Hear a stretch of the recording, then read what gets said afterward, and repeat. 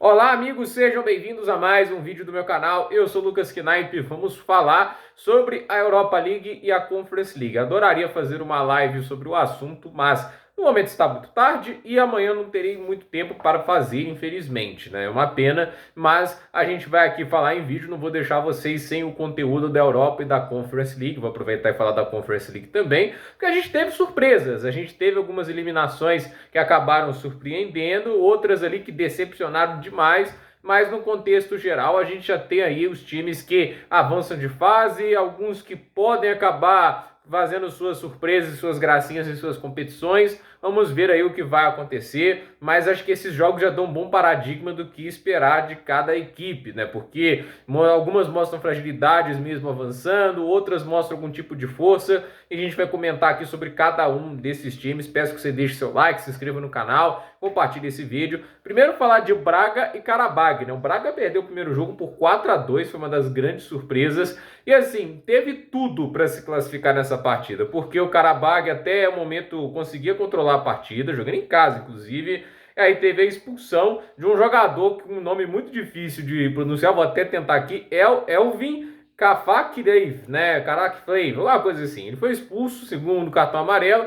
E aí a gente teve o empate do Braga, que levou o jogo para prorrogação, né? Tipo, Roger Fernandes e o Álvaro Jalô, ambos assistidos os gols pelo Brumar, fizeram os gols ali que empataram o placar no agregado. 4-2 para o Qarabağ na ida, 2-0 na volta para o Braga. Porém, mesmo com um jogador a menos, o Qarabağ avançou à próxima fase na prorrogação, porque Matheus Silva marcou o primeiro gol deles, Simon Banza marcou o gol de empate no agregado, 3-1 para o Braga no pênalti, que foi marcado no segundo tempo da prorrogação. E aí a gente tem o Akundzad marcando o gol da vitória e da classificação do Qarabağ, e lembrando, com um jogador a menos. Uma vergonha inacreditável para o Braga, que mostra uma defesa extremamente frágil, que não consegue passar segurança nem superioridade numérica. A gente também teve Freiburg e Lens, jogo decidido na prorrogação, 0-0 no jogo de ida, 2-2 nesse jogo de volta. O Lens fazendo 2-0 no primeiro tempo, tem uma primeira etapa superior, mas logo na segunda, um domínio muito grande do Freiburg, que consegue um empate nos acréscimos do segundo tempo, inclusive aos 47 minutos conseguiu o gol de empate, e primeiro tempo da prorrogação marcou o gol que deu a vitória. O Lens só foi conseguir voltar a atacar depois que o negócio assim, virou um 3-2 contra, e no final o clube alemão conseguiu vaga à próxima fase, né? Tanto o Qarabağ e o Freiburg tem seus problemas. O Qarabağ acho que limitação do elenco, né? Mas o Freiburg é um time bem organizadinho, mas eu não sei até onde esse time consegue levar essa campanha da Europa League. A gente teve Rennes e Milan. O Milan havia vencido a partida de ida com bastante tranquilidade, 3-0, mas nessa partida aqui eu acho que eles abusaram um pouquinho da sorte, né, de ter conseguido um grande placar. Sorte, competência evidentemente, mas eventualmente a atuação do Milan é muito ruim, né? Porque deixa o Rennes muito confortável na partida, foram 24 finalizações a 8, não à toa o time francês ganhou 3-2. A sorte é que o Milan tem jogadores muito talentosos que no final ajudaram o time a sair ainda com um bom resultado no aspecto do placar agregado e a vaga às oitavas de final. Os gols do Milan foi marcado por Luka Jovic e Rafael Leão, né? A gente teve Toulouse e Benfica, o jogo que acabou 0-0, né? O Benfica jogou mal para Dedéu de novo, né? Já tinha jogado mal na ida, mas ganhou por causa do talento.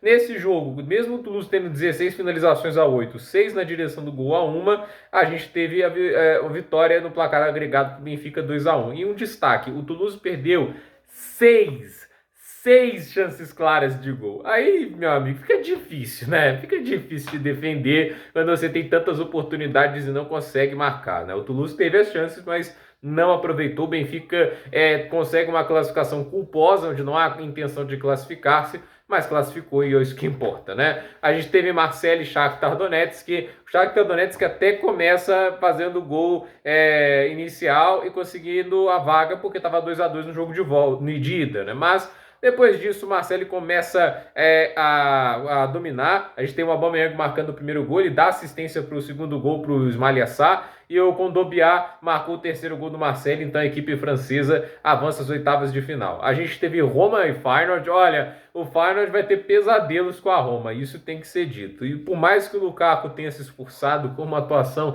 medonha, perdendo gol em tudo quanto é canto, e ainda com direito, assim, ele perdeu o pênalti, vale lembrar, na disputa lá definitiva, né? E foi o primeiro jogador de todos ali a perder pênalti, né?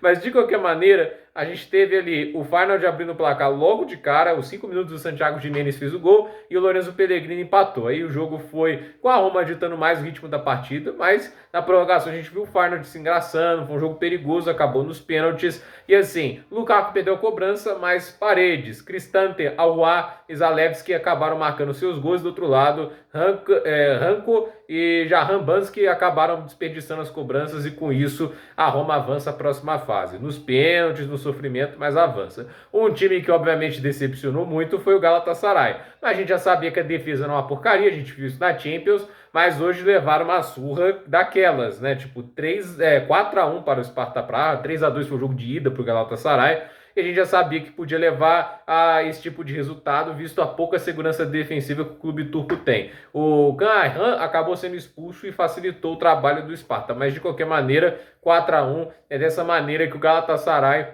acaba eliminado. E a gente teve Sporting e Young Boys, jogo que acabou empatado em 1-1. No jogo de ida a gente teve 3-1 para o Sporting e uma boa vitória. Vitor Gyökeres marcou o primeiro gol do Sporting. Ele teve até um pênalti no segundo tempo que acabou desperdiçando, né, o Gyökeres. E aí no finalzinho lá o Ganvula acabou marcando o gol de empate do Young Boys, mas eles precisavam de mais 2 gols para conseguir levar a partida para a prorrogação. Então o Sporting classificado à próxima fase, né?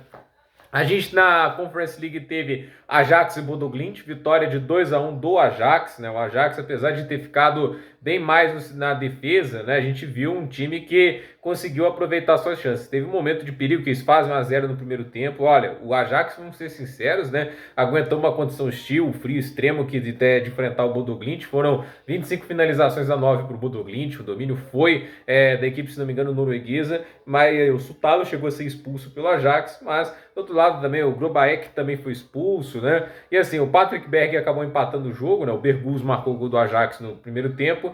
E aí, na prorrogação, aos 114 minutos, o que dá 9 minutos do segundo tempo da prorrogação, Kenneth Taylor marcou o gol da vaga do Ajax. A gente teve Dinamo Zagreb e Real Betis, empate em 1-1. O Betis abriu o placar com o Cedric Bancabu e acabou levando o empate, né, do Caneco, que no final acabou dando a vaga ao Dinamo Zagreb. A grande decepção da Conference League, a meu ver, é o Real Betis do Manuel Pellegrini, né? Vamos ver aqui como é que vai ficar a situação do Pellegrini. Eu não acho que eles vão demitir o cara, até porque se o time está na Conference League em competições continentais, isso muito se deve ao técnico chileno, mas definitivamente não é o melhor momento dele no time.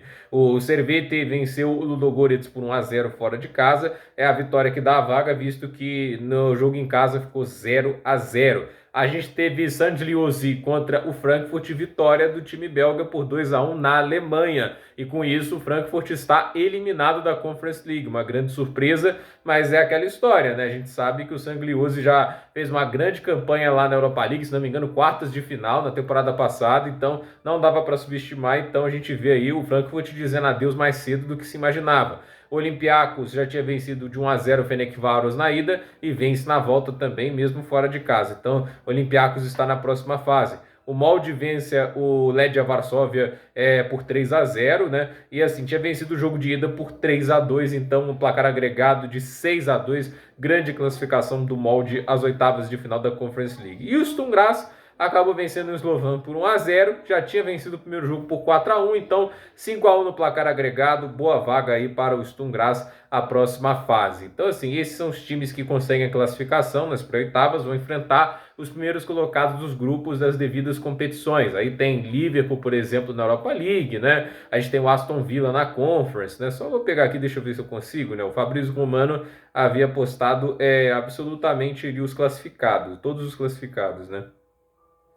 Só colocar aqui, de novo pedindo para vocês deixarem seu like, se inscreverem no canal, compartilharem o vídeo aqui, né? E é claro, assim, dizer aí o que vocês acharam, né, dos resultados, né? Só ver aqui na Conference League, deixa eu ver, a gente tem o Ajax, Dinamo Zagreb, Servette, Sturm Graz, o Saint-Gilloise, Olympiacos, Molde e Maccabi Haifa classificados hoje. Já classificados a gente tinha Aston Villa, Clube Bruges, Fenerbahçe, Fiorentina, Lille, Maccabi Tel Aviv, PAOK e Vitória Pilsen. Esses são os times que estão nas oitavas de final. Eu acredito que o grande favorito é o Aston Villa, pelo nível do elenco que o Unai Emery tem, pelo técnico que o Unai Emery é também, mas de qualquer maneira a gente tem aí uma competição que no final é bem interessante, né? Tipo, tem outros times que podem acabar surpreendendo, né? E assim, lá do outro lado a gente tem aqui na Europa League, né? Ó, Atalanta, Benfica, Brighton, Freiburg, Bayer Leverkusen,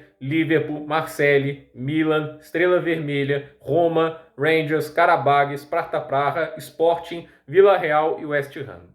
Quando sair o sorteio, se vocês quiserem, eu acabo comentando aqui no canal, analiso um pouco os chaveamentos e eu penso aí, vou falar o que eu penso que é os favoritos ou não para avançar à próxima fase, né? Então, agradeço a presença de todos vocês aqui no vídeo, peço que deixe seu like, se inscreva no canal, compartilhe esse vídeo e até o próximo vídeo.